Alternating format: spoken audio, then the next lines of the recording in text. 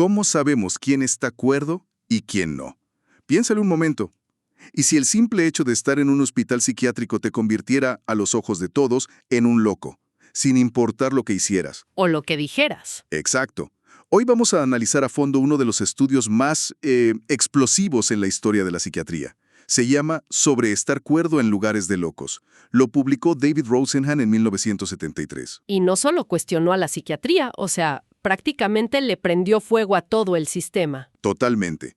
La misión aquí con los materiales que tenemos es entender qué pasó en ese experimento, por qué fue tan impactante y, lo más fascinante, cómo casi 50 años después una investigación periodística destapó que la historia real, era mucho más complicada. Sí, nuestra fuente principal es una revisión de Janusz Rybackowski, que lo pone todo en perspectiva. Y es que es un tema que no pierde vigencia. Para nada, porque nos obliga a preguntar, ¿qué tan objetiva es una etiqueta psiquiátrica? Toca el poder inmenso que tienen esas palabras y las consecuencias, a veces no deseadas, de la ciencia cuando, intenta ser provocadora. Es una historia con muchísimas capas. Muchísimas. Pues a ver, vamos a desglosar esto. Estamos a inicios de los 70s. El psicólogo de Stanford, David Rosenhan, arma un plan que hoy sonaría imposible. ¿Sí? Reúne a 8 personas, supuestamente sanas, sin ningún historial psiquiátrico. Y ojo con el grupo, que no era cualquiera. Entre ellos había 3 psicólogos, un pediatra, un psiquiatra, un pintor, o sea, gente preparada, observadora. Claro. Su misión era presentarse en 12 hospitales psiquiátricos distintos. ¿Y qué tenían que hacer? Tenían que decir que tenían un solo síntoma, uno muy específico y, en teoría, muy sutil. ¿Cuál era? Todos debían decir que escuchaban voces de su mismo sexo que solo decían 3 palabras. A ver. Vacío, hueco y golpe sordo. Empty, hollow, thud. Esas, nada más. Aparte de eso, y de dar nombres falsos, claro, tenían instrucciones de contar su historia de vida de forma totalmente verídica. ¿Y una vez dentro, qué? Una vez admitidos, dejar de fingir y actuar con absoluta normalidad. Ok, el escenario está puesto. 8 personas, cuerdas, entran a un hospital psiquiátrico. Uno esperaría que los médicos dijeran, oiga, usted no tiene nada, váyase a su casa. ¿Pero eso pasó? Híjole, ni cerca. Y aquí es donde la historia explota. De los 8 pseudopacientes, los 8 fueron admitidos. ¿Los 8? Sin excepción. 7 de ellos con un diagnóstico de esquizofrenia paranoide. El 8º con psicosis maníaco-depresiva. Espera, todos. Nadie se dio cuenta. Ni un solo médico o enfermera en 12 hospitales distintos sospechó que estaban actuando normal. Nadie del personal. Fíjate que Rosenhan reportó que los únicos que a veces sospechaban eran, curiosamente, otros pacientes. ¿No puede ser? Sí, llegaban y les decían, tú no estás loco, seguro eres periodista o un investigador. ¡Wow! Pero el personal médico, jamás. Y una vez dentro, el diagnóstico se convirtió en una profecía autocumplida. ¿A qué te refieres con eso? A lo que Rosenhan llamó la persistencia de las etiquetas psicodiagnósticas. Una vez que te ponen la etiqueta de esquizofrénico, todo lo que haces se interpreta a través de ese filtro. Claro. El ejemplo más famoso del estudio es que los pseudopacientes, como buenos investigadores, tomaban notas constantemente. Lógico. Pues en las historias clínicas, los enfermeros no escribían el paciente está tomando notas. Lo describían como el paciente presenta una conducta de escritura compulsiva. No manches. O sea, un acto normal se convierte en un síntoma. ¿Y cuánto tiempo estuvieron ahí dentro? Las estancias variaron. La más breve fue de 7 días, pero la más larga de 52. ¿52? Casi 2 meses. Casi 2 meses. Y el promedio fue de 19 días. Durante ese tiempo se les recetaron en total más de 2,000 pastillas. ¿2,000? Que tenían instrucciones de no tomar, obviamente. Pero lo más fuerte es el final.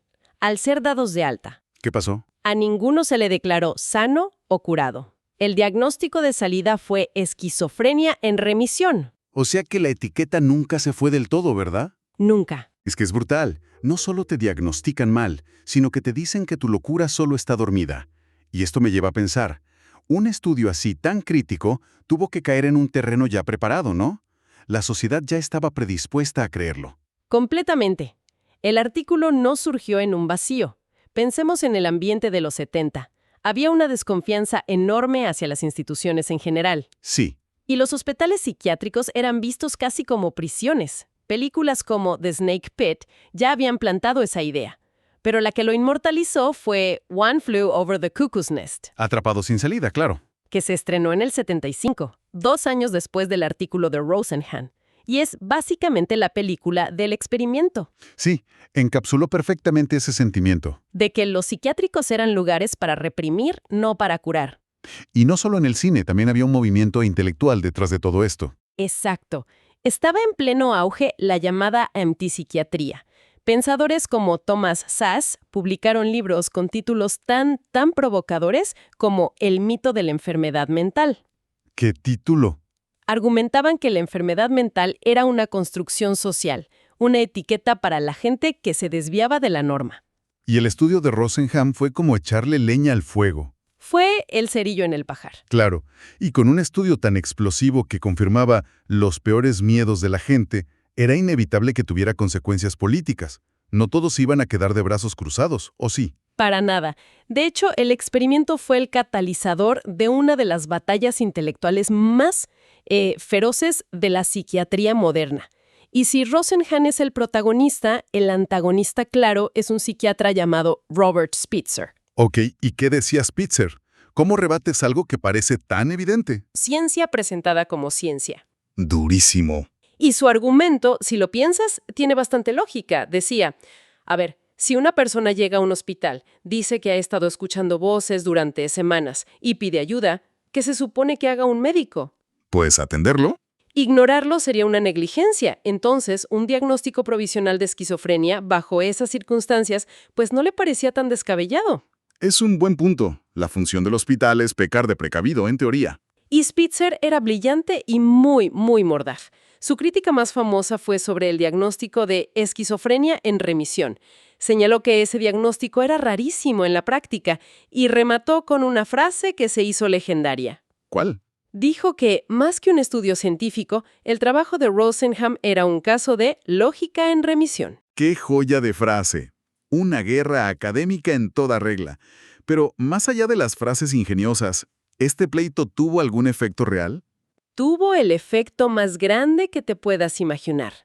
Esta controversia fue la chispa que encendió una reforma total del sistema diagnóstico. ¿Ah, sí? El propio Robert Spitzer se puso al frente del comité que crearía la tercera edición del Manual Diagnóstico y Estadístico de los Trastornos Mentales, el famoso DSM-3. Que es básicamente la Biblia de la psiquiatría. Exacto. Y el DSM-3 fue un cambio de paradigma radical. Se abandonaron las interpretaciones psicoanalíticas, que eran muy subjetivas, y se pasó a un modelo basado en criterios observables y descriptivos. Como una especie de checklist. Justo. La idea era que dos psiquiatras, en dos ciudades distintas, pudieran ver al mismo paciente y llegar al mismo diagnóstico. Buscaba resolver el problema de fiabilidad. Precisamente el problema que Rosenhan había expuesto de forma tan brutal. Entiendo. O sea, el legado, aunque polémico, fue una psiquiatría más rigurosa, más estandarizada. Y la historia podría terminar ahí, ¿no? Como un episodio controvertido, pero que impulsó un cambio necesario. Pero no es así. Para nada. La historia tiene un giro de guión digno de un thriller. Décadas después, con Rosenhan ya fallecido y su estudio en todos los libros de texto, entra en escena una periodista. Susana Cahalan, me suena su nombre. ¿No es la autora de Brain on Fire? La misma. Y su motivación es clave.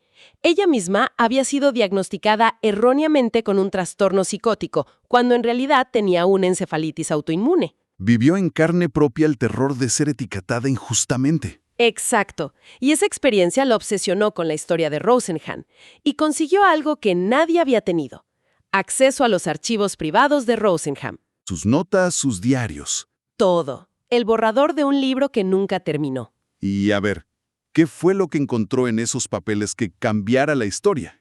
Pues mira, para empezar, algo que pone en duda todo: los participantes. ¿Qué con ellos? De los 8 famosos pseudopacientes, Cahalan solo pudo encontrar evidencia real y confirmar la identidad de 3. ¡Solo 3! ¡Solo 3! El propio Rosenhan, un colega suyo y otro psicólogo.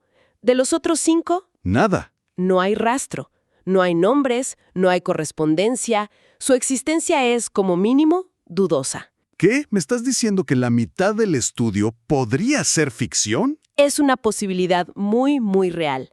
Pero eso no es todo. ¿Hay más? En las notas personales de Rosenhan, las de su propia hospitalización, Cahalan descubrió que los síntomas que él le describió a los médicos eran mucho más graves que los del artículo. ¿Cómo? No solo eran las 3 palabras, le dijo al personal que tenía pensamientos suicidas y que a veces se ponía una olla en los oídos para callar las voces. O sea, no era un síntoma sutil para nada, se presentó como un caso mucho más alarmante. Exactamente, lo que justificaría mucho más una hospitalización. Claro. Y quizá la revelación más, más fuerte es el caso del 9º pseudopaciente. ¿Hubo un 9º? Sí. Cahalan descubrió que hubo otro participante real, un psicólogo llamado Harry Lando.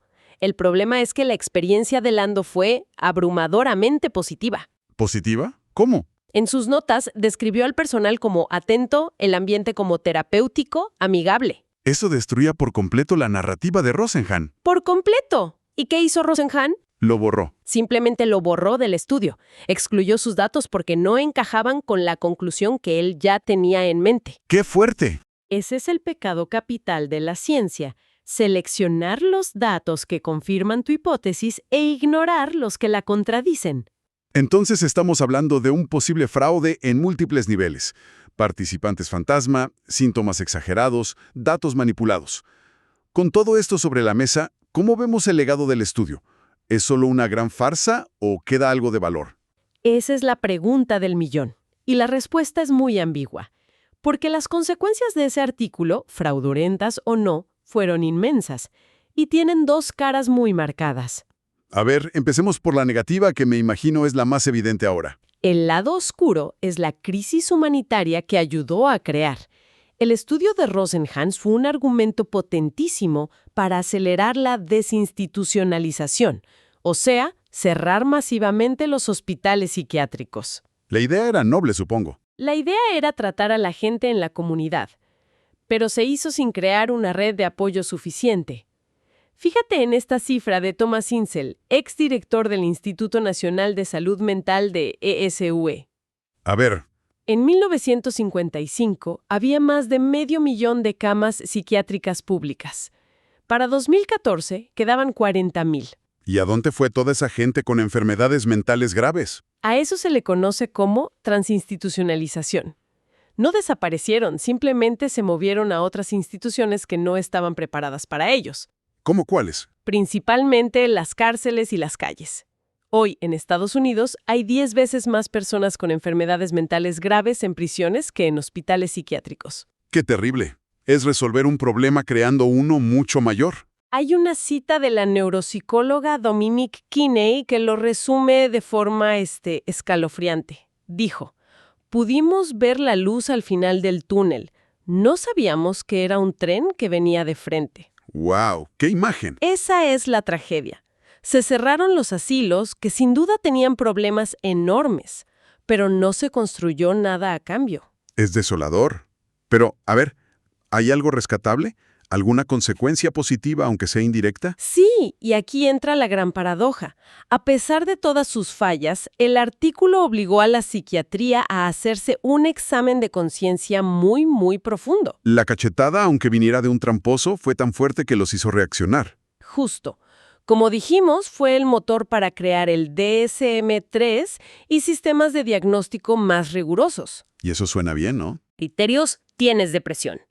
Esto hizo los diagnósticos más consistentes, sí, pero muchos critican que se simplifica la experiencia humana. Se pierde el individuo. Se puede perder el entendimiento profundo del paciente. O sea, se cayó en otro tipo de despersonalización, justo lo que Rosenhan criticaba. ¡Qué ironía! Pero, por otro lado, también impulsó un movimiento por los derechos de los pacientes que hoy damos por sentado. ¡Qué complejo! Entonces, tenemos un estudio icónico que reveló una verdad incómoda sobre el poder de las etiquetas en la psiquiatría, pero que ahora sabemos que estaba, en el mejor de los casos, viciado y en el peor, era un fraude. Un trabajo que, para bien y para mal, cambió el destino de la salud mental. Alguien describió el artículo de Rosenhan como una espada clavada en el corazón de la psiquiatría. La pregunta que queda flotando, aún sabiendo todo lo que sabemos hoy, es si la psiquiatría sería lo que es sin esa herida. A veces una verdad a medias, o como dice Cahalan, una gran farsa puede provocar cambios que eran necesarios. Pero la pregunta es, ¿a qué costo se lograron esos cambios? ¿Y quién al final terminó pagando ese precio?